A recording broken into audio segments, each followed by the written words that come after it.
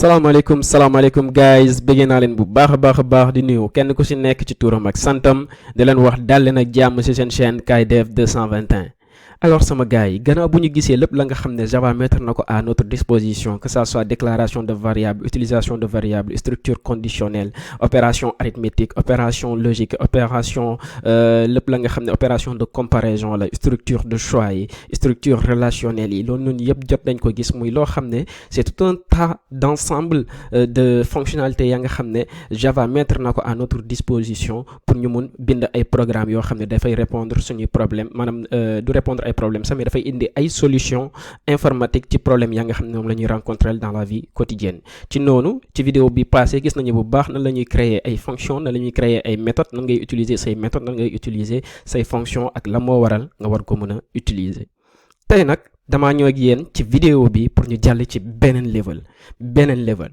bu ñu war a jàll mooy lan mooy programmation orientée objet sama gars yi programmation orientée objet parce que bu leen fàttee avant tout si suñu début série de vidéo bi maa leen doon wax ni ki Java est avant tout un langage orienté objet, donc langage orienté objet la mais loolu mën na indi ay confusion si bopp ñu bëri moo tax ma préparé leen benn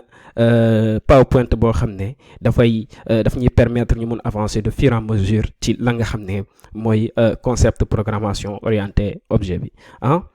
déjà boo déggee programmation orientée objet luy njëkk ñëw sa xel mooy lan mooy objet lan moo waral ñu ne programmation bi dañ koy orienter vers les objets. Donc pour nga mën a xam lan moo waral programmation bi ñu koy orienter vers les objets foog nga njëkk a xam en réalité c'est quoi un objet. Donc c'est quoi un objet lan mooy objet en réalité sama gars yi.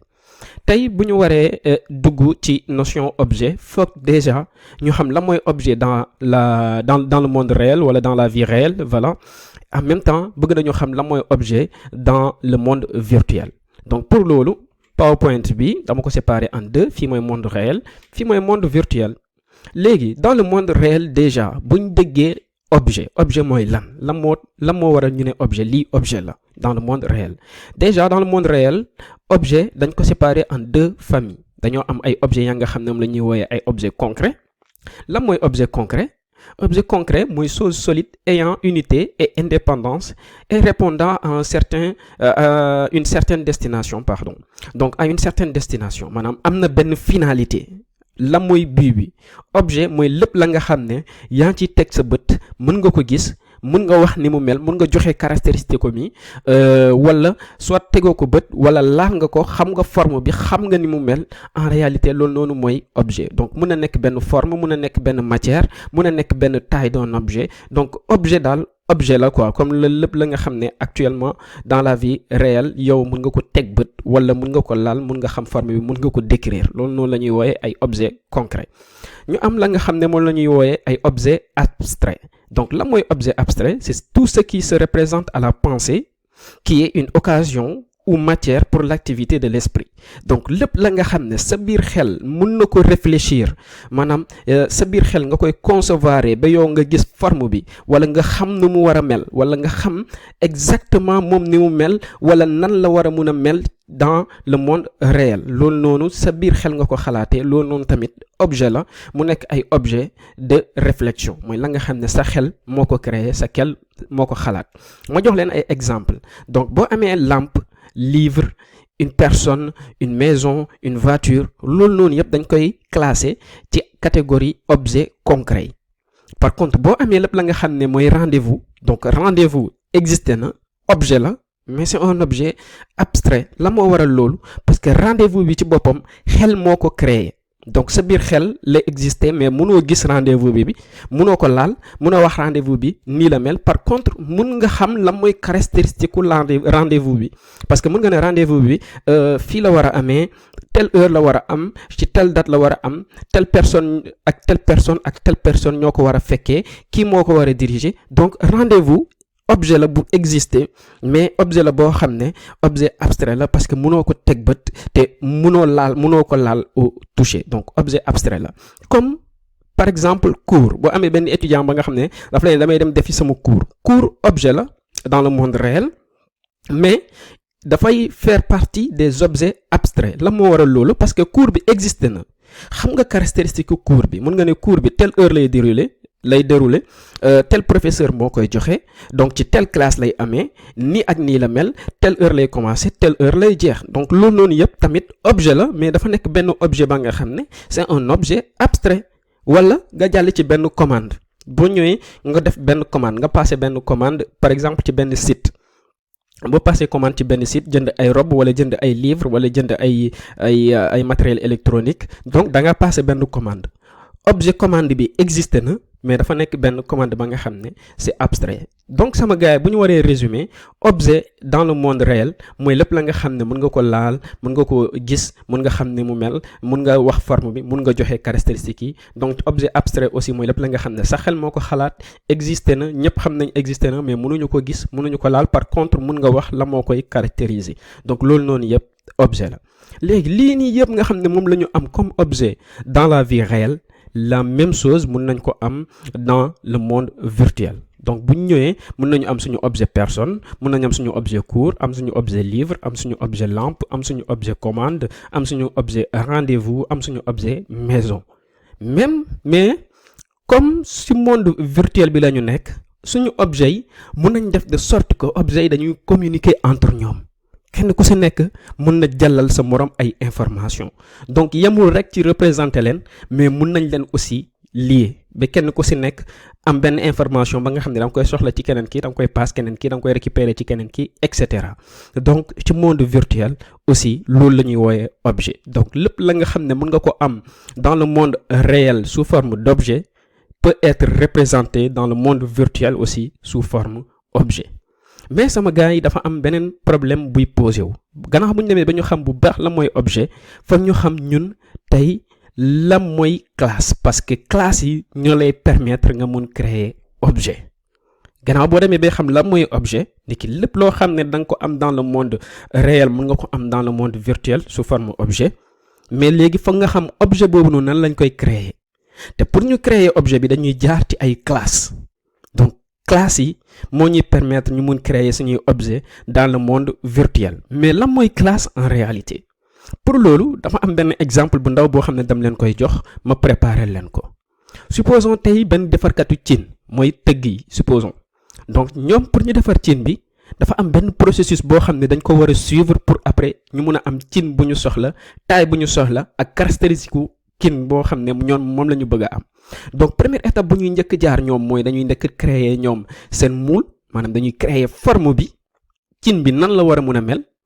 la mooy nekk taayu cin bi la mooy nekk forme rondeur bi la mooy profondeur bu mu war a am ñoom dañuy njëkk créer seen moule ba noppi bu ñu créer seen moule ba moule bi baax après nag ñu door a commencer processus de création bi maanaam jël ñoom seen matière première bi sotti ko ñoom ci seen moule bi bu ñu ko sottee ci seen moule bi ba noppi après nag seen matière première bi dafay jël forme moule bi de fait que muy jël forme moule bi day tax profondeur bu moule bi am moom la profondeur boobu di objet boobu noonu nga xam ne moom la ñu bëgg a créer cin bu ñu bëgg a créer profondeur boobu lay am forme bu mu am forme boobu noonu tamit lay jël sama gars yi léegi bu ñu paree au final dañuy am benn objet fini prêt à l'emploi donc boo xoolee processus bi tout le temps ñoom fu ñuy débuter mooy création moule bi après ñu door a créer objet bi après objet bi door a génn mu nekk benn objet ba nga xam ne c'est prêt à l'emploi sama gars yi donc tey bu ñu ñëwee ci benn monde virtuel supposons ñu war a créer benn personne dañoo bëgg a créer benn objet de type personne moom laa teg fii ak bonhomme bii nii donc loolu noonu tamit même processus lay suivre en informatique saa yoo bëggee créer benn objet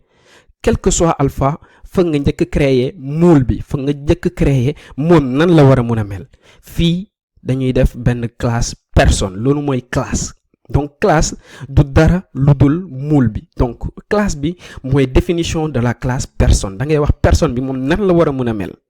nan la personne war a mun a mel la mooy caractéristique personne bi moom ngay dugal ci classe bi classe pour nga déclarer ko da ngay def public classe personne après nga définir sa classe maanaam say propriété say caractéristiques ya nga xam ne moom la personne war a am moo tax ma def ay 3 points sama gars yi donc classe saa yoo ko déggee mooy yaa ngi préparer benn moule boo xam ne da lay permettre nga mun créer ay objet mais objet yi dafay jël caractéristique moule bi yëpp parce que su fekkee moule bi fii nii ci kaw fii nii dafa am ay parties ya nga xam ne dafa bën wala dafa am ay parties yoo xam ne dafa nëex cin bi su paree parties yoo xam ne côté boobu noonu la féete aussi dafay bënn dafay nëx donc foog nga rassuré wu ni ki yow moule bu nga créer baax na et que pare na pour nga mun ci créer objet bi si ngay door a mun a def sa création objet pour objet bi mun a exister donc fii aussi première étape bi mooy lan créer sa classe bi moo lay permettre après nga mun créer say objet donc fii pour créer objet bi comme étape bii nii création de l'objet à partir de la moule fii tamit bu ñu waree créer suñu benn objet à partir de la classe personne mooy suñu moule bi fii dañuy wax personne Mamadou ñu jox ko benn tour variable égal new person soo nee new person mooy Mamadou bii nii yaa ngi koy créer à partir de l'objet personne à partir de la classe personne pardon donc classe bii mooy moule bi Mamadou yaa ngi koy créer à partir de moule bi mooy fii création de l'objet Mamadou à partir de la classe personne en Java booy def lii personne Mamadou est égal à new person loolu ñu ngi koy woowee instantiation maanaam yaa ngi instancier benn objet par rapport à une classe maanaam yaa ngi wax ni objet bii nii caractéristique classe bi yëpp mu ñi nga xam ne moom mooy représenter suñu moule bi lépp loo xam ne nu mu mel noonu la suñu objet Mamadou bi di mel au final si ngay am sa objet Mamadou ba nga xam ne moom tamit c'est prêt à l'emploi c'est un objet fini sama gars yi kon bu ngeen xoolee tout le temps boo bëggee créer benn objet ci dans le monde virtuel tu es obligé d'abord de passer par la création de la moule qui est rien d'autre que la création de la classe donc c'est ça une classe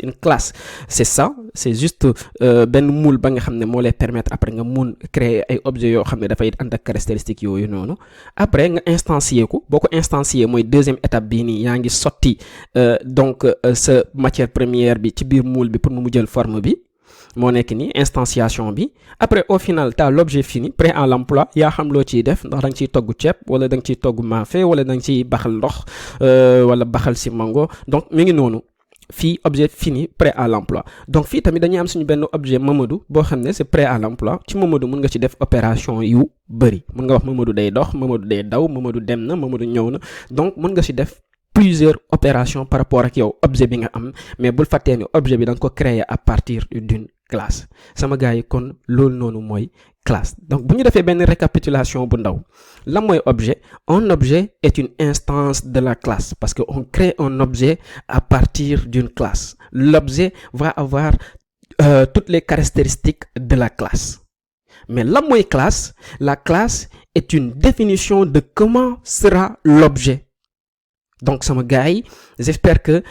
côté bii nii leer na seen bopp bu baax a baax a baax mais léegi dañuy jàll ci beneen étape mooy nan la ñuy créer classe bi parce que fii dama leen ne rek dañuy créer classe mais nan la ñuy créer classe bi maintenant comment créer une classe supposons tey nga am ñu ne la da nga war a créer benn programme boo xam ne daf lay permettre nga am plusieurs types de voitures da ngay am benn BMW da ngay am benn Renault da ngay am benn Peugeot da ngay am benn Audi mais loolu noonu yëpp yow boo ko waree créer tey su fekkee da ngay créer benn objet BMW créer waat benn objet Renault créer waat benn objet Peugeot créer waat benn objet Audi mais loolu noonu yëpp dafay bëri da ngay am ay objets yu bëri alors que yow mënoon nga juste créer benn classe donc de toute façon yow mënoo créer objet yi fekk créer woo classe donc non seulement le fait que de créer classe bi moo lay permettre après nga mën créer say objet mais aussi mën nga créer chaque classe nga ne classe BMW classe Renault classe Peugeot classe Audi mais du demee noonu ñu nan la ñu bëgg mooy dañoo bëgg a am benn classe voiture à partir de classe voiture bi ñu mën ci créer ay objet BMW mun ci créer objet Renault mun ci créer benn objet Peugeot mun ci créer benn objet Audi mais yii nii yëpp objet yi yëpp ñu créer ça sera de type voiture donc suñu voiture bële ci kaw mooy classe bi mooy nekk moule bi fii mooy représenter moule bi mais nan la ñuy créer classe boobu noonu comment procéder pour créer une classe pour loolu il faut se poser deux questions pour nga créer benn classe première question bi ngay njëkk poser sa bopp mooy qu'est-ce qui caractérise notre objet qu'on veut créer fii en l'occurrence une voiture qu'est-ce qui caractérise une voiture on peut dire que une voiture est caractérisée par son nom maanaam turu oto bi marque bi mën nga am BMW X6 mooy tur bi marque bi BMW la nga am matricule Z645 BZ ou etc donc loolu mooy nekk matricule bi après bëgg nga xam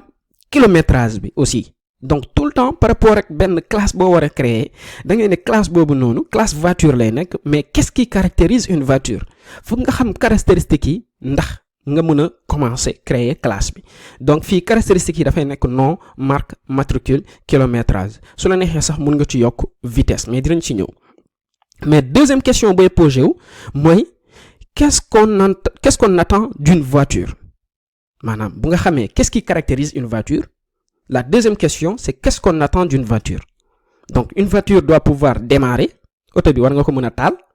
une voiture doit pouvoir rouler, donc oto bi dafa war a mën a daw. boo soxlaa accélérer da ngaa war a mën a accélérer, une voiture doit pouvoir accélérer. et si on a envie de s'arrêter, on doit pouvoir s'arrêter.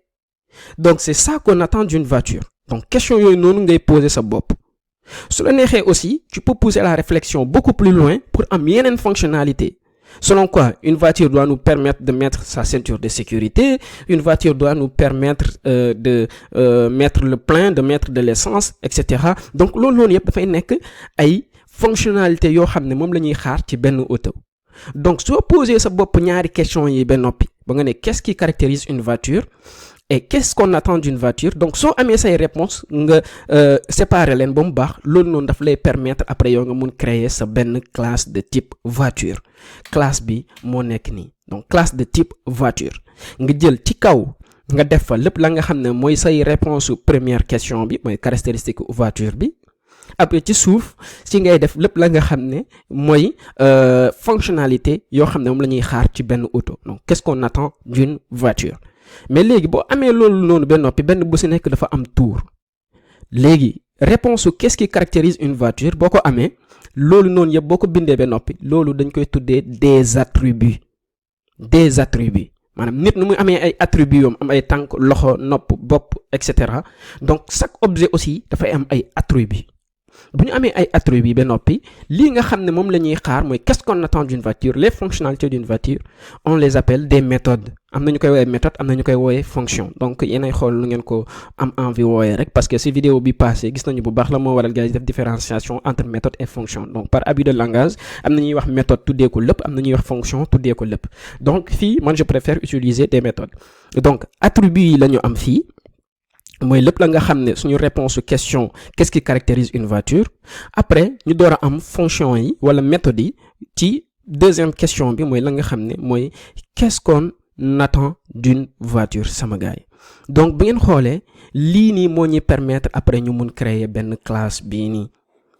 lii mooy suñu classe voiture bi, donc dafay am nom, am marque, am matricule, am kilométrage. donc méthode yi mooy lan démarrer, rouler, accélérer et s'arrêter. donc lii mooy nekk fonctionnalité ya nga xam ne moom la ñuy xaar. donc lii nii mooy représenter suñu moule bi. donc suñu ñëwee ñu ne BMW est une voiture, loolu moo nekk un BMW doit avoir son nom, la marque, matricule bi, kilométrage bi, mais non seulement BMW bii nii doit pouvoir rouler, doit pouvoir démarrer, rouler, accélérer et s'arrêter. donc su ñu Renault aussi dañ koy créer est un objet de type voiture, donc ça signifie que Renault aussi a ces attributs là et a ces fonctions là. donc moule bii nii buñ ko xasee ba créer ñu wax lii la, saa yi ñu waxee ni benn mbir ci lii la, donc lépp loo xam ne attribut la ak ay méthodes yu ñu am fii ci classe bi moom da koy am automatiquement sama gars yi, parce que mooy moule bi moo ñuy permettre ñu mun créer objet bi. du noonu sama gars yi. donc li moo nekk benn explication bu ndaw boo xam ne bëggoon naa leen ko won expliquer leen bu baax a baax lan mooy objet. alors objet lan moo ko tax a jóg, lan moo wala ñu am ay objet dans le monde virtuel, nan lañ koy représenter, lan mooy objet en réalité, lan la ñuy utiliser pour créer benn objet mooy classe yi. classe bi la lay représenter benn moule. donc boo defee moule ba noppi après da ngay mun instancier say objet, maanaam créer say objet à partir d'une classe, à partir de moule bi. après nga am sa objet ba nga xam ne après lu la neex nga def ko ci quoi. donc mun nga ne BMW roule mu rouler, BMW arrête mu arrêté wu, donc BMW accélère mu accéléré. donc loolu mooy fonctionnalité ya nga xam ne benn auto mën na ko am. en sama gars yi léegi pour lii nii yëpp mën a leer seen bopp, passons au code comme ça ma expliquer leen exactement nan lañ koy traduire li nga xam ne moom la ñu def de manière théorique ma traduire leen ko dans la pratique kenn ku si nekk comprendre bu baax a baax lan mooy classe nan la ñuy créer benn objet à partir d'une classe ak nan la ñuy utiliser donc attribut yoo nga xam ne moom la ñu am ci benn objet ak nan la ñuy utiliser ay fonctionnalités yoo xam ne moom la ñu am ci benn objet. allez sama gars ñu jàll ci partie pratique bi. welcome back sama gars yi. léegi nag nañu jàll ci partie pratique bi pour mettre en pratique suñu création de classe yi ak création d'objet yi xam nga ñu xool nan la ñuy mettre en pratique notion ya nga xam ne moom la ñu door a gis léegi pour loolu fu mu nekk nii suñu dossier apprendre Java bi fu mu nekk nii dañu créer benn projet bu bees boo xam ne moom moo ñu permettre après ñu mun def suñu exercice yëpp ya nga xam ne bëgg nañ ko def si suñu programmation orientée objet. donc dañuy def file new project après fii ñu tuddee ko naan POO xaaral ma tuddee ko POO donc POO Java su leen neexee programmation orientée objet Java parce que peut-être mën nañ ko gis aussi ci yeneen type de langage mais même notion yi la sama gars même notion yi la loolu moo ci neex ci programmation orientée objet mooy boo ko xasee ba jàng ci benn langage de programmation c'est la même chose sur tous les autres langages de programmation qui utilisent le concept objet. aywa ñu dem donc su ma defee create léegi fii ba léegi ci biir formation Java laa koy bàyyi ma def create ba mu ne ma ndax dama ko bëgg a ibbi ci benn fenêtre bu bees wala ci fenêtre bi laa ko bëgg a ibbi xaaral ma ibbi ko ci fenêtre bi. ok donc moo ngi nii mu créer ñu suñu projet POO Java programmation orientée objet Java après mu créer ñu benn public statique void main ci biir mu dugalal ñu fa suñu argument bi normal après mu defal ñu benn système.out.println parce que lii da koy générer par défaut quoi donc mu générer ñu ko. léegi nañu créer suñu classe bi parce que classe voiture bi la ñu waxoon moom la ñuy créer dañuy génn suñu public statique void main bi mooy nekk méthode principale bi mooy point d'entrée bi boo génnee fii nii nga door a créer sa classe donc dañuy def benn public fii nii moo ne public classe parce que nii lay tudd public classe après nga doog ko jox turu classe bi ñun ban classe la ñu bëgg a créer classe voiture la ñu bëgg a créer mais sama gars yi par convention booy créer benn classe première lettre bi dafay nekk en majuscule convention sur n'importe quel langage de programmation donc booy commencer benn classe premier caractère bi tout le temps day nekk en majuscule donc soo defee nii public classe voiture après nga teg say crochet boo tegee say crochet say accolade pardon nga teg say accolade boo tegee say accolade après nag nga door a mën a répondre première question bi mooy qu'est-ce qui caractérise une voiture. On avait dit qu'une voiture est caractérisée par son nom, marque, matricule et kilométrage. donc nan la ñuy def dañuy commencer donc string lan lay nekk string nom mooy turu voiture bi après ñu am lan string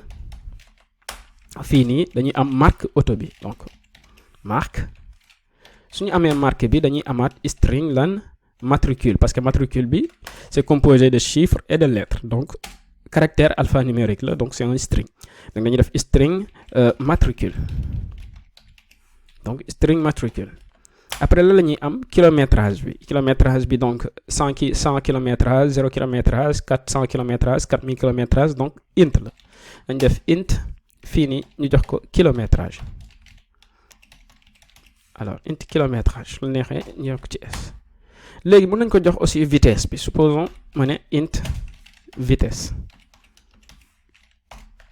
lii moo ñu permettre ñu mun créer suñuy attribut yi mooy réponse première question bi qu'est-ce qui caractérise une voiture donc loolu moo lay jox nom marque matricule kilométrage ñu yokk ci vitesse léegi fi mu nekk nii bu ñu répondre suñu première question bi ba noppi deuxième question bu ñu war a répondre mooy lan mooy fonctionnalité qu'est-ce qu'on attend d'une voiture donc lan lañ ñu war a njëkk a am mooy création méthode démarrer bi léegi nañu bind suñu méthode démarrer bi donc méthode démarrer bi la lay nekk dafay nekk benn public moom du renvoyer dara donc void lay nekk public void lan démarrer pour mu démarrer ñun suñu auto bi de noonu donc fi mu nekk nii duma ko joxagum dara en paramètre man leen rek laa bëgg a def bëgg a def benn suite système.out.println fii nii ma def lan la voiture est démarrée donc la voiture est démarrée fii nii donc première méthode bi rek laa bindagum dinaa ñëw après ci bind yeneen méthodes yi mais dafa am benn exemple léegi dama leen bëgg a woon yow soo bëggee utiliser sa classe voiture bii nii pour déclarer benn objet de type voiture après nga woo sa benn fonction maanaam fonction ba nga xam ne wala woo sa benn méthode boo xam ne mi ngi ci biir classe bi. léegi pour loolu nañ ñëw si suñu public static void main bi dafa am benn affaire moo leen bëgg a woon pour ngeen comprendre tamit beneen notion mu nekk benn plus une bonne fois pour toutes xam nga kenn ku si nekk njëriñoo si. léegi fii dañoo war a def benn voiture dañoo bëgg a créer benn objet de type voiture mais wax naa leen booy créer benn objet de type voiture comme type la léegi maanaam objet la classe la donc da ngay njëkk teg tuuru classe bi da ngay def voiture après nga joxe tuuru voiture bi maanaam tuuru variable bi yow yaa xam noo koy tuddee su la neexee nga def voiture v lii wala nga ne voiture est égal à voiture sax ci boppam tout en minuscule donc voiture notre voiture wala nga def ma voiture xaaral ma def ma voiture fii ma voiture ma voiture alors su ma defee voiture ma voiture égal fii da ngay def new nga ne voiture boo defee new voiture à la fin fii nii da nga fiy def ay parenthèses donc lii mooy instantiation mooy yaa ngi jël sa matière première bi di ko sotti ci sa moule bi pour mu mun a niiru pour ma voiture bii nii mun am caractéristique u voiture bi yépp en même temps amaale fonction yi mais fii bu ngeen xoolee bu ñu defee voiture est égal à new voiture fii nii automatiquement lan la ñu wax nee nañ ñu make main non static or more action donc ñaari mbir ñoo am parce que dafa am la ñuy wooyee ay nutrati sax ay portée statique parce que benn méthode statique boo ko amee mënul woo lu dul ay méthode ak ay classe statique ci biiram mais en réalité la ngeen war a jàpp mooy pour créer benn classe public classe nga joxe turu voiture bi mais su fekkee loolu da nga koy utiliser ci benn contexte voilà contexte laa doon wut sànq donc boo ko bu nekkee yow dafa am la nga xam ne la ñuy wooyee ay contexte donc su fekkee da nga ko bëgg a utiliser ci benn contexte statique yow da ngay def yow sa fonction boobu noonu wala sa méthode bi da nga koy def statique pour nga mën ko utiliser ci benn contexte statique lu waral loolu parce que fii dañoo am public static void main mooy point d'entrée principal bi moom statique la donc Java noonu la koy tuddee wala fii nii boo génnee statique bi bu boobaa dootoo mën a run programme bi parce que Java daf la ne moom pour mu am point d'entrée yow foog nga am benn public static void main foog nga am benn méthode statique léegi ñun suñu classe bi dañ ko bëgg a utiliser ci biir méthode statique bi kon loolu moo nekk fii foog ñu xool more action fu ñu defee nii glisser souris bi xool more action parce que bëgguñu ko mettre kii prix neutralité sax non statique léegi dañ ñu wax ñu mettre ma voiture maanaam voiture bii nii ñu def ko statique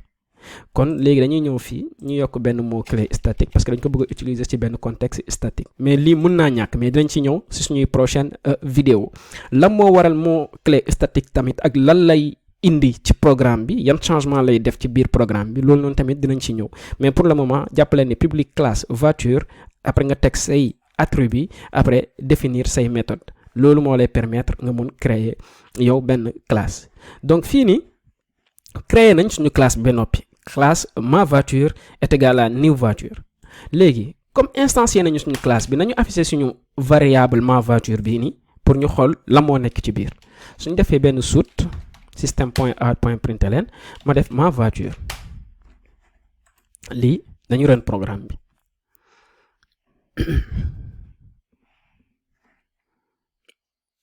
alors suñu runee programme bi ba noppi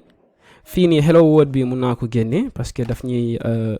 kii rek déranger rek donc daf ñu ne main ma voiture mu jox ñu benn référence donc lan la ñu wax fii nii dañoo am benn objet de type voiture mais référence bi mu ngi ko garder ci fii nii donc ñun fa mu nekk nii dañoo am benn objet boo xam ne ma voiture la tudd boo xam ne dañ ko créer mu réserver ñu benn espace mémoire boo xam ne benn objet de type voiture lañ fa garder un point c'est tout est-ce que comprendre ngeen sama gars yi mais léegi fii nii boo bëggee accéder ci benn propriété wala ci benn attribut wu voiture bi da ngay def voiture bi ci boppam point nga door a joxe attribut bu nga bëgg a accéder maanaam sa tuuru objet bii nii mooy ma voiture parce que instance su classe bii nii la donc boo bëggee accéder ci nom bi da ngay def ma voiture point nom ma voiture point marque ma voiture point matricule léegi supposons ma bëgg a afficher nom bi nañ def noonu ñu afficher nom bi ma def nii ma voiture point nom moo nekk nii lan lañ ñu wax fii nii nañu run suñu programme bi ñu xool bi yoon lan la ñuy wax suñu runee programme bi mu ne ñu nul donc valeur bi dafa nul mooy lan actuellement am nga auto bi war na am ay propriétés yu tudd nom marque matricule kilométrage vitesse mais yow waxuloo benn yoon ni ki nom bi lii la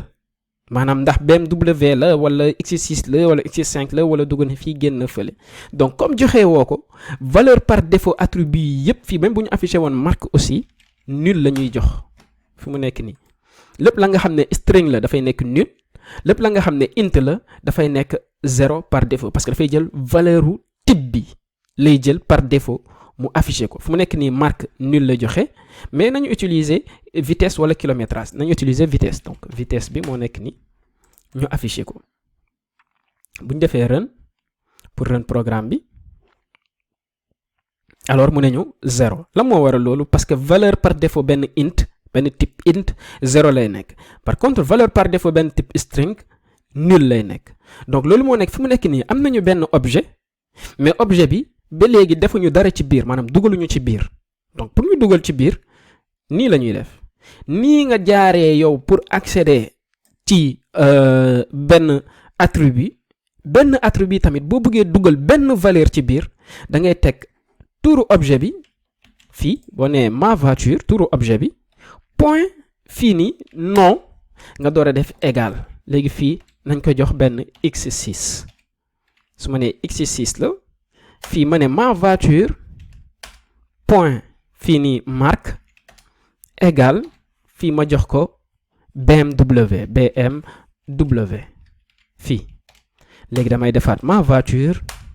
point fii nii kilométrage supposons dañ ko génnee rek pour tester ko donc mun naa ne ok fii 10 kilomètres lay am donc 10 mooy kilométrage boo xam ne actuellement moom la amagum wala su ma neexee mun naa ne 100 kilométrage la parce que dañ ko testé ci 100 kilomètres donc oto bi mi ngi door a génn usine ñu defaat ma voiture fii fu mu nekk nii point vitesse mooy vitesse bi actuelle vitesse bi lan la mun naa ne vitesse bi 0 la sama gaay léegi fu mu nekk nii la ñu setee valeur ya nga xam ne moo nekk ci biir objet bi tout le temps da ngay jaar ci objet bi point attribut bi après nga passe ko valeur bi égal nga jox valeur ma voiture lii nga joxe léegi fu mu nekk nii nañu affiché waat vitesse bi ñu xool biyoon vitesse bi ñaata la ñuy jox ñu def run main donc daf ñuy joxaat 0 parce que vitesse bi déjà lañ ko initialiser 0 mais nañu affiché attribut yépp ya nga xam ne moom la ñu am ci biir voiture donc dañuy commencer par voiture point nom fii après ñu affiché contrôle D fii nii ñu affiché prénom bi marque bi fii nii après ñu def contrôle D bi yoon ñu affiché lan kilométrage bi donc kilométrage bi après ñu affiché lan ñu affiché vitesse bi donc day nekk système point out point println wala ma def benn contrôle D tak fii nii après ma jox ko vitesse bi donc dafay nekk vitesse léegi nañu run suñu programme bi ñu xool lu muy joxe ñu def nii run suñu runee suñu programme bi yoon mu ñuy ne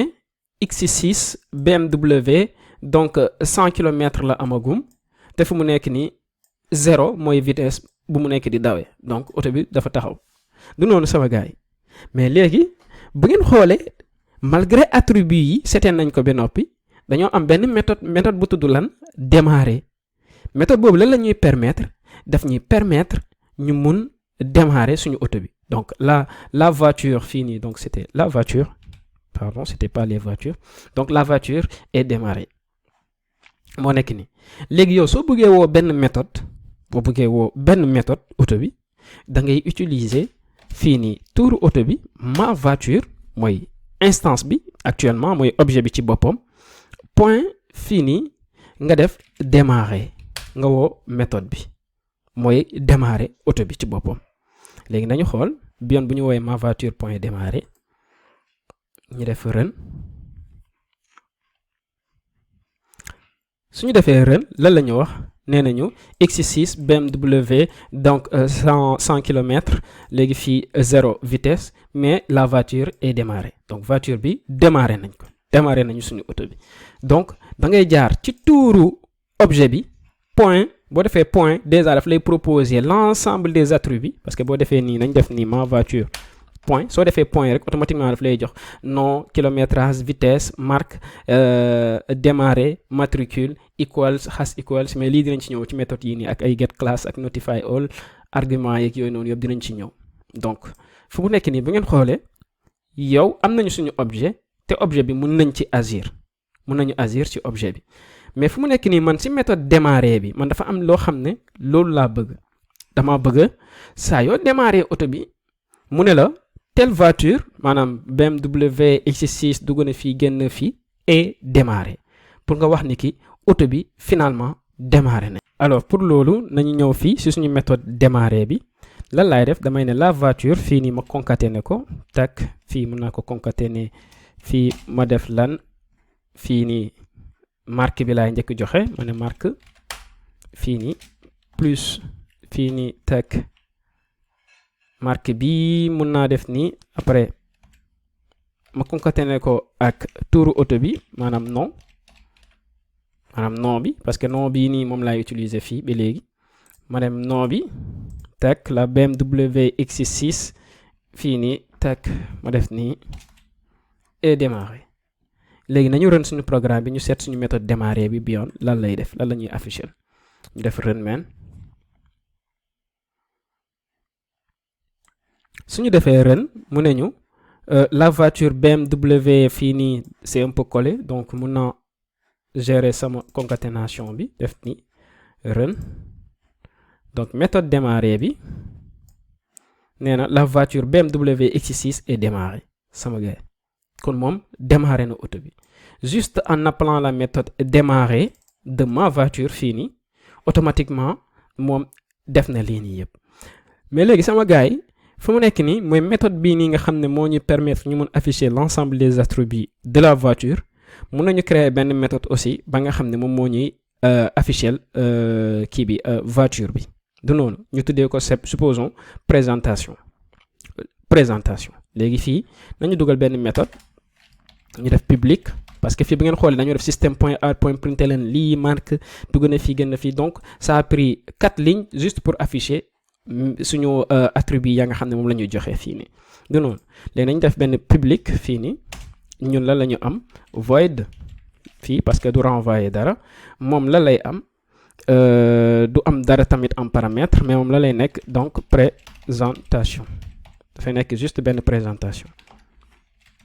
donc présentation bi ci biir la lay nekk dañuy def benn soute système.out.println li mun naa ko copier juste pour gagner du temps ma teg ko fii ma ne la voiture est un tak fii ma ne marque bi fii tak après ma joxe kilométrage bi la voiture est un tak BMW X6 avec fii nii ma joxe kilométrage bi donc fii mën naa joxe kilométrage bi fii su ma joxee kilométrage bi jeex na donc mën naa joxe kilométrage bi bu la neexee tamit mën naa fi yokk vitesse bi fii ma ne avec fii kilo la bit de kilométrage ok donc moo nekk ni avec tant de kilométrage vitesse bi mën naa ko bañ a afficher pour mu bañ a gudd léegi fii lii nii yëpp mun naa def benn ma voiture point présentation fii nii su ma defee ma voiture point présentation moom may njëkk présenter voiture bi après ma doog ko démarrer léegi nañ dem lan la ñu am bi yoon dafa ne la voiture est un BMW X6 avec 100 kilométrage la voiture BMW X6 est démarrée donc fu mu nekk nii créé nañ beneen méthode ci suñu biir classe bi automatiquement suñu objet bii ni nga xam ne moom la ñu créé muy instance su classe bi day am méthode boobu noonu kon bu ñu woowee méthode bi lan la méthode bi war a def moom lay def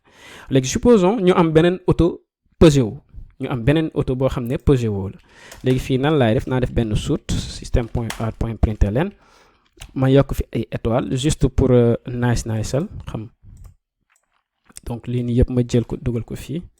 tak su ma defee lii nii ba noppi si laay mën a jaar ci sama beneen voiture bi donc la laay def damay créer beneen voiture encore damay ne voiture bi yoon ma tuddee ko Peugeot fii nii wala ma def new voiture beneen voiture bu bees lépp collé fii nii est égal à new fii voiture. donc su ma defee voiture est égal à new voiture léegi fii lan laay def automatiquement mun naa joxe auto bi moom lan lay nekk. donc new voiture, cette nouvelle voiture là point fii nii lan lay joxe marque bi mun naa ne égal fii nii lan lay nekk day nekk benn Peugeot. donc day nekk benn Peugeot lan lay nekk fii mun naa wax Peugeot 306. donc new voiture fii nii point nom ma ne égal pardon fii tac 306. donc benn Peugeot 306 la moo nekk nii. après ma naat new voiture fii nii point kilométrage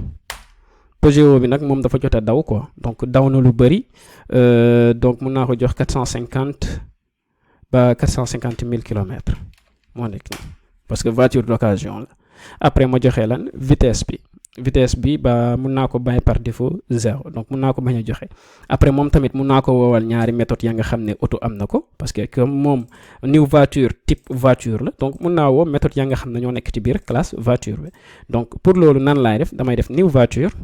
fii nii mooy sama auto bu bees bi point présentation pour mu présenter ma déjà auto bi. après ma defaat new voiture pour démarrer ko point démarrer fii nii. donc su ma defee new voiture point démarrer mooy démarrer naa auto bi, moom tamit daf may wax la voiture tant est démarrée. Maintenant voyons voir ce que ça va donner.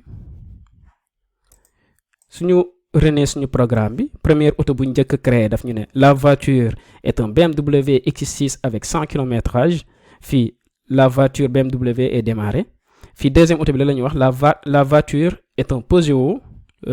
fii nii 306 avec 450 000 km/h. la voiture Peugeot 306 est démarrée. donc auto bi démarré nañ ko. bi ngeen xoolee sama gars yi nii la ñuy mettre ay attributs ci ay auto. donc te fii mun nañ fi déclarer plusieurs autos tant que yaa ngi wax voiture nga joxe tour variable bi après nga ne new voiture mooy tout le temps mun nga déclarer sa objet de type BMW, objet de type Peugeot, objet de type Renault, te ñoom ñëpp dañuy am caractéristique ya nga xam ne ñoom ñoo nekk fii nii. léegi su ma leen bëggee woon benn mbir, supposons yéen imaginer leen tout le temps suñu waree créer benn objet de type voiture, ñun dañuy obligé tout le temps di jaar fii nii quoi, maanaam di ne ok donc ma voiture point nom est égal à lii est égal à lii est égal à lii, comme niñ ko defee woon sànq par rapport ak présentation bi. maanaam da ngay am benn méthode ba nga xam ne méthode boobu noonu moo lay permettre yow automatiquement nga mun afficher valeurs yi yépp fii ci biir classe bi, mooy méthode présentation bi, parce que moo ñu permettre ñu mun afficher marque bi, nom bi, kilométrage bi ak yooyu. donc ñun dañoo bëgg a am beneen méthode ba nga xam ne méthode boobu noonu moo ñuy permettre ñu mun initialiser suñuy valeur par défaut. maanaam lii ne ok ma voiture point nom lii la, ma voiture point marque lii mooy marque bi, lii mooy kilométrage bi, lii mooy vitesse bi. donc ñun la ñu bëgg actuellement mooy lii ni nga xam ne dañ ko def sur 4 lignes fii nii, ñu mun ko am fii nii si suñu biir objet voiture bi, moom mu defaral ñu ko automatiquement nga xam ne saa yu ñu ko woowee rek moom daf ñuy permettre ñu mun initialiser valeur yooyu noonu. mais léegi pour loolu noonu nañ njëkk ñëw teg fii benn public fii nii, mais désolé, fii su ma defee benn public fii nii ma bindee ko init, moo ñuy permettre ñu mun initialiser. public lan lay nekk void fii nii, donc dafay nekk public void init. donc moom lan lay recevoir, mun naa ne non seulement dafay recevoir string nom fii nii, dafay recevoir benn string nom fii nii non, supposons ma ne non voiture, mais di ngeen xam la moo waral ma tuddee ko non voiture. après ma ñëw string fii nii ma def lan marque voiture. après ma newaat lan string fii nii lan lay nekk, fii nii damay am kilométrage bi wala matricule bi ci boppam, parce que matricule bi fii même fii c'était ma fi matricule bi, donc mun naa def ma voiture point matricule fii nii ma jox ko benn matricule bu bidon rek, ZA 468 RT. supposons lii mooy matricule bi tak moo nekk nii. donc fii tamit mun naa fi setter matricule bi parce que defuma ko woon ci auto bii nii vitesse bi mun naa ñàkk parce que defaguñu suñu méthode accéléré bi ak yooyu noonu pour ñu xam ñaata vitesse lay dawee mais dinañ ci ñëw donc fii matricule bi mun naa ko changer ma def 789 donc moo nekk ni léegi fii suñu initialisation bi après dañuy recevoir aussi string matricule donc mooy matricule auto bi ci boppam après ñu def lan fu mu nekk nii mun nañu def benn fii nii ñu passe ko kilométrage bi quoi donc mun naa def benn string teg kilométrage lii xar ma wàññi ko comme ça ngeen mën a gis teg fii string kilométrage pardon voiture donc, kilométrage voiture matricule voiture donc lii la ñuy am donc li mooy nekk suñu méthode bi moom lan lay def moom bu boobaa daf ñuy permettre ñu mun initialiser suñuy valeur maanaam fii au lieu ñuy ne ma voiture new voiture point marque new voiture point nom est égal à lii ak lii moom moo ñu koy defaral à notre place donc bu boobaa ñun lan la ñuy woo fii nii dañuy woo directement suñu suñu variable yi quoi ñu passe leen ko donc dañuy def benn nom fii nii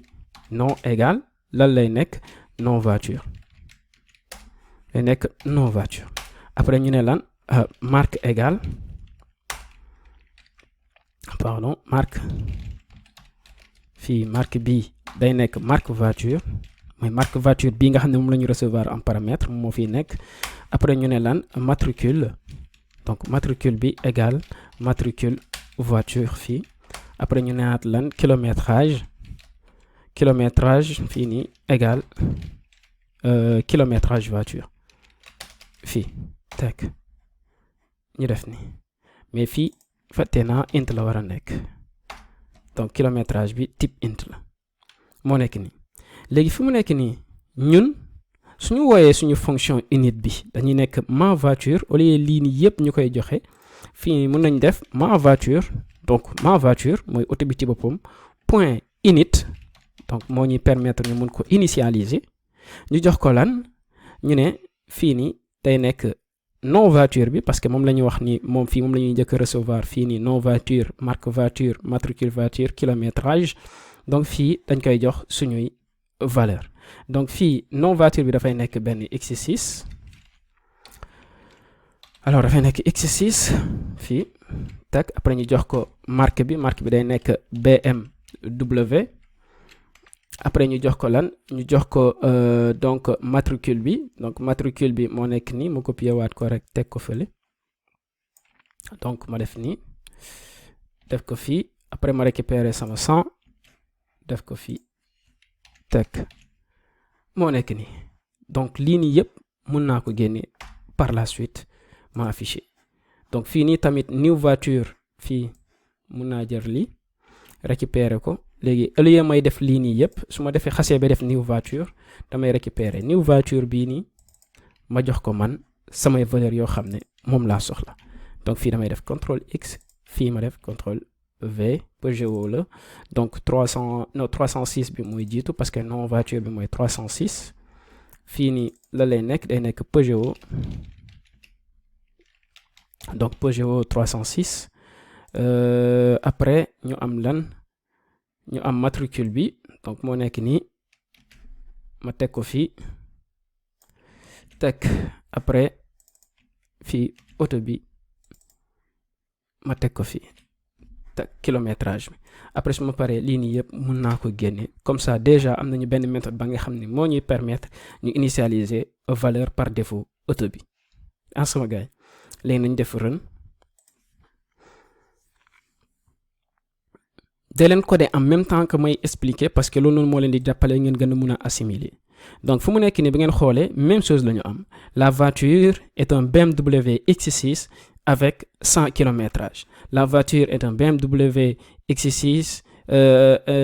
la voiture BMW X6 est démarrée donc fii aussi ñu amaat la voiture est un Peugeot 306 avec 450 000 kilométrage donc fii ñu am la voiture Peugeot 306 est démarrée donc fu mu nekk nii am nañu benn méthode ba nga xam ne méthode init la tudd moo ñuy permettre automatiquement ñu mun initialiser suñu valeur auto bi par défaut du noonu sama gars yi mais léegi ma woon leen benn affaire supposons fii au lieu may def string nom voiture dama def fii nom su ma defee nii non fii ma jox ko non donc non mooy moom xamul sax ban mooy nom bi quoi xool leen après ñu dem marque fii ñu dem matricule voiture fii nii tak ma jox ko matricule fii kilométrage bi aussi ma génnee kilométrage donc fii tak nii lay mel fii nii lay mel fii aussi nii lay mel léegi nañu run suñu programme bi tak ma def run men ñu seet lu muy joxe bu ñu runee suñu programme bi ñu xool actuellement suñu valeur yi yëpp dafa nul ba mu des kilométrage bi parce que ñu ko seetee à 450 000 kilométrage lan moo waral loolu parce que kilométrage bii nga xam ne moom la ñu recevoir en paramètre int kilométrage ak kilométrage bii nga xam ne moom la ñu am suñu biir classe bi c'est différent looloo waral Java mën ko seetee par contre nom bi nga xam ne moom la ñu recevoir en paramètre ci méthode unit bi ak nom bi nga xam ne moom la ñu am ci biir classe bi c'est la même chose moo tax Java au final xamul moom ci fan la ñu nekk di agir ndax ci attribut bi la ñu nekk di agir wala ci variable bii nga xam ne moom la ñu recevoir en paramètre looloo waral par défaut attribut yu nekk ci biir classe bi yëpp da ko seté à nul loolu nag ça pose problème nan la ñuy gérer problème yooyu new parce que déjà fii nii am na deux problèmes premier problème bi mooy déjà problème de lecture fii mën nga am nom fii am fi nom mais doo xam ban nom nga recevoir ak ban nom nga nekk di seté donc da nga koy def par magie wala ak fii nii tamit deuxième problème bi mooy foog nga créer beneen méthode ba nga xam ne dalay permettre nga mun initialiser les valeurs par défaut de ton objet donc fii dañoo créer suñu méthode init bi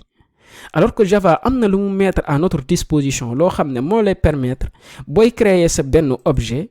ak mot-clé new déjà fii ci biir objet bi ci biir classe bi ci biir parenthèse yi nga jox ko yow say valeur par défaut yoo xam ne moom la war a am non seulement lecture bi si lay gën a fluide mais aussi daf lay permettre nga bañ a am ay nan lañ koy woowee ay méthode de plus alors que Java mettre na déjà à ta disposition benn constructeur boo xam ne yow mën nga ko utiliser déjà en même temps moo lay forcer yow booy créer objet bi t'es obligé de donner des valeurs par défaut parce que fii mën nga créer objet bi sans jox ko ay valeurs par défaut par contre soo bëggee dugal par rapport ak chaque attribut la mooy valeur mi t'es obligé soit nga créer benn méthode init wala nga def ko comme sànq nuñ ko doon defee mooy par rapport ak chaque attribut nga ne attribut yi nii lii mooy lii attribut yi nii lii mooy lii attribut bi nii lii mooy lii donc loolu noonu daf lay permettre déjà doo am ay valeurs nulles parce que sànq gis nañ ne bu ñu affiché bu ñu defee rek constructeur voiture bi est égal à new voiture après ñu bind ñu affecté voiture fii nii nañu def voiture fii nii nañ def benn suite système point out point println ñu def new voiture fii nii point lan lañ koy passe supposons naa ko passe marque bi donc fii avant ñu koy initialiser lan mooy nekk marque bi donc fii naa def run main su ma defee run main fii mu ne ñu avant ñu koy initialiser marque bi nul la donc lii moo nekk mën nga créer yow sa objet ba pare attribut yu nekk ci biir yépp ñu nul wala ñu égal à 0 mooy ay valeur par défaut ya nga xam ne moom la Java di leen attribuer léegi bu ñu defee constructeur bi daf ñuy permettre yow booy créer objet bi sax te obligé nga joxe valeur par défaut yi bu boobaa valeur yi duñu mës a nul léegi pour loolu da notion de constructeur bi fa la ñuy jaar pour créer benn constructeur en Java booy créer benn constructeur bi dafay nekk benn méthode publique ba nga xam ne tuuru classe bi kese moo ciy nekk benn méthode la ba nga xam ne même tuuru classe bi lay yor donc nan la ñuy def fii fu mu nekk nii ñun dañoo bëgg a créer suñu constructeur bi pour créer ko dañuy jël tuuru classe bi ni ñu copier ko léegi lan la ñuy def dañuy def rek public fii nii voiture ñu coller suñu tuuru kii bi léegi bu ñu defee public voiture fii nii dafay nekk benn constructeur fii nii du renvoyer dara du am void du am dara parce que dañ leen waxoon su fekkee da ngay créer benn méthode bi su fekkee du renvoyer dara da ngay def void mais méthode bi su fekkee day renvoyer quelque chose type de retour bi ngay def mais fii nag su fekkee constructeur nga bëgg a créer constructeur bi tuuru classe bi lay jël fii nii après nga jox ko yow paramètre yoo xam ne moom nga soxla paramètres ya nga xam ne yow moom nga bëgg a mettre à jour. léegi lii nii yëpp dama koy récupérer lii pardon mun naa ko fi bàyyi mooy ma def CTRL C ma won leen la mooy différence bi par la suite. fii ma def benn CTRL V donc paramètres yii nii laay récupérer su ma récupérer paramètres yii nii ba noppi lan laay def léegi fii mun naa wax ma récupérer lii nga xam ne moom laa récupérer woon ma def CTRL C ma teg ko fii ma def nom égal lii marque égal lii matricule est égal à lii kilométrage est égal à lii sama gars yi léegi lii la ñu am kilométrage bi utiliser nañ ko marque bi utiliser nañ ko su la neexee sax fii léegi mun nañ fi yokk benn int vitesse ñu dugal vitesse bi après la laay wax damay ne vitesse bi ci boppam est égal à donc vitesse bi nga xam ne moom laa recevoir. donc Java est assez intelligent pour xam ne vitesse bii nii mooy représenter vitesse bi te bañ a jël vitesse bii nii teg ko fi loolu Java moo ñu koy jàppale mais pour un être humain c'est pas évident su fekkee benn développeur mooy ñëw lire code bi parce que marque égale marque vitesse est égal à vitesse matricule est égal à matricule la moo waral confusion bii nii quoi. mais dinañ ci ñëw sama gaay nañu xool rek nan lañ koy gérer suñu paree ñu jàll ci leneen du noonu donc fii mun naa fi yokk benn s comme ça ma am les mêmes choses mu bañ a porter confusion. donc automatiquement bu ñu créer suñu benn constructeur ci suñu classe bi mooy public voiture donc da ngay am public voiture automatiquement mooy constructeur bi lii la ñuy woowee constructeur avec argument donc da nga koy passer say argument pour nga mën a créer objet bi. donc automatiquement bu ñu ko defee fépp foo xam ne dañoo defoon voiture new voiture est égal à lii rek new voiture ak ay parenthèses yu vide moom da koy signaler comme erreur daf may ne kenn du construire ni voiture mënoo ñëw rek ne new voiture parce que bu boobaa dafay mel ni valeur bi dafa nul valeur yu nekk ci biir yëpp dañuy nul mënoo ñëw rek nga defaral ba lii donc nan la ñuy def nañu génnee suñu lii nii initialisation bii nga xam ne ñun moom lañ doon def fii nii mooy ma voiture bi lépp lu nekk ci biir bi yoon nañ ko récupérer ñu teg ko ci biir voiture bi mais bi yoon lan la ñu am dañoo am en plus suñu vitesse bi donc vitesse bi fii mën nañu wax 0 par défaut mooy nekk vitesse bi sama gaay boobaa méthode bii nii mën nañ ko génne ñu génnee suñu méthode bi méthode init bi léegi amatul benn njëriñ parce que léegi am nañu loo xam ne déjà bu ñuy construire suñu objet bi daf ñuy forcer pour ñu initialiser suñu valeur donc fii lii moo ngi dox par contre fii méthode init bi comme existé tool nañ ko génne mais lii dama am envie denc ko juste donc damay def ni CTRL C copier ko bu mu baax après mu door a virer ligne bi léegi nag lii la ñu wax dañu ne voiture new voiture fii mu ne ñu am na benn erreur bu nekk fii donc lii bu ñu ko compiler déjà dinañu am benn erreur nañ def ni ñu compiler ko compilateur bi la ñu wax constructeur voiture in class main voiture cannot be applied to given type donc type bu ñu ko jox moom mënu ko appliquer donc fii on est obligé lii day forcer nit koo xam ne moo war a créer yow benn objet par rapport ak instance de classe bii nii su fekkee classe bi dafa am ay constructeur ak argument bi moom daf koy obligé pour mu joxe argument yi pour mu joxe valeur par défaut yi donc constructeur loolu lay njëriñ constructeur permet de construire un objet en fournissant les valeurs par défaut donc fii naa fi dugal sama vitesse supposons ma ne vitesse bi yoon 10 km la donc fii mun naa désolé ma génnee fii sama lii su ma ko génnee ba noppi ma def run nañu run bi yoon ñu xool lu muy joxe sama gars yi donc nañu run programme bi alors suñu runee programme bi yoon xool leen lan la ñu wax nee nañu la voiture est fii nul donc la voiture nul donc valeur yëpp dafa nul la moo waral valeur yi nul te pourtant ñun jox nañ ko fi ay valeur jox nañ ko fi bu baax ay valeur mais nañu xool la moo waral mu afficher loolu léegi déjà nom bi nga xam ne ñun moom la ñu recevoir en paramètre nañ ko jéem a afficher nañ def benn source de nom source système.out.println ñu def nom ñu xool lu muy joxe ci biir constructeur bi ñu def run je préfère ñu débugger nii de fur et à mesure ñu continuer comme ça ngeen xool lan moo waral yenn mbir yi di am donc bi ngeen xoolee bu ñu afficher nom bi nee nañu nom bi fii nii 306 la 306 par contre fii nii ci attribut yi bu ñu wooyee suñu méthode présentation bi bu mu afficher valeur voiture bi actuellement daf ñu ne nul la alors que am nañu bu baax ñun passe nañ ko bu baax suñu valeur 306 et lan moo waral loolu la moo waral loolu fii la ci constructeur bi fii la ñu amee problème parce que ñun dañ ko passe ay valeurs yi ñoo nekk ni valeurs yi c'est utilisé mais moom xamul ne actuellement lii nga xam ne mooy nom bii de mooy attribut bii nii attribut classe bi moom nga ko war a jox donc attribut classe bi moom nga war a jox valeur bii nii pour loolu Java dafa mettre à notre disposition benn mot-clé boobu noonu mooy mot-clé this boo defee this point nom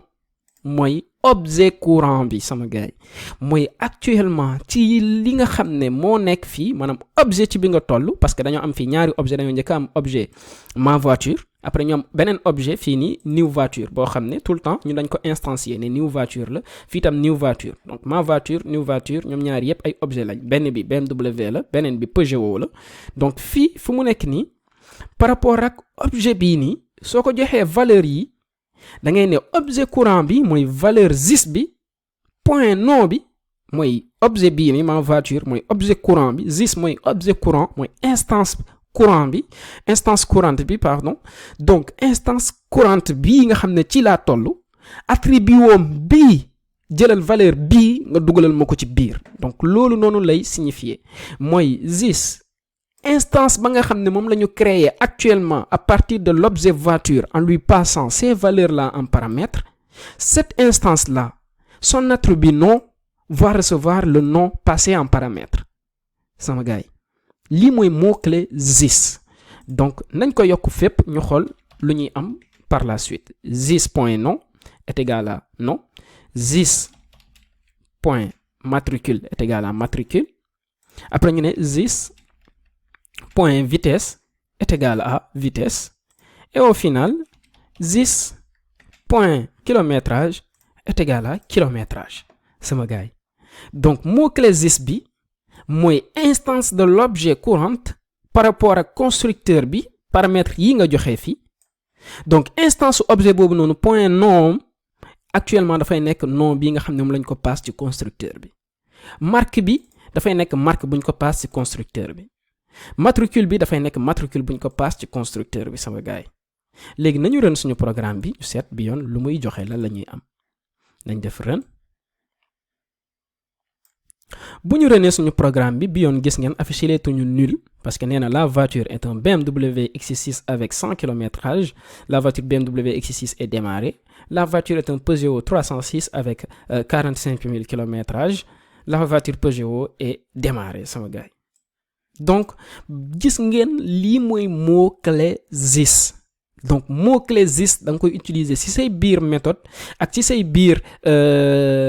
supposons nan laa koy woowee sax ci say biir méthode ak ci sa biir constructeur bi pour wax ni ki yow actuellement ci lan nga nekk di agir yaa ngi agir ci valeuru objet courant bi maanaam objet courant bi pardon objet bi nga xam ne moom nga déclaré valeur bu nekk ci biir par rapport ak lii this bi moo koy matérialiser sama gars yi this bi moo koy matérialiser kon sama gars yi lii moo nekkoon loo xam ne moom laa leen indiloon tey pour ñu xam bu baax la nga xam ne mooy objet la moo tax a jóg objet nan la ñuy créer suñuy objet ci monde virtuel bi la mooy classe la moo waral ñu war a mun a créer ay classe moo ñuy permettre ñu mun créer suñuy objet la mooy constructeur bi la lay njëriñ mot this bi la moo waral ñu soxla mot this bi pour def différenciation entre suñuy valeurs yi ñuy recevoir en paramètre ak valeur objet bi en tant que tel maanaam instance objet bi donc this bi aussi mën nañ ko dugal fépp foo xam ne daal ñu ngi koy utiliser suñuy attribut rek mën nañu def benn this fii nii teg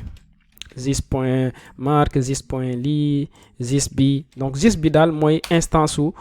instance objet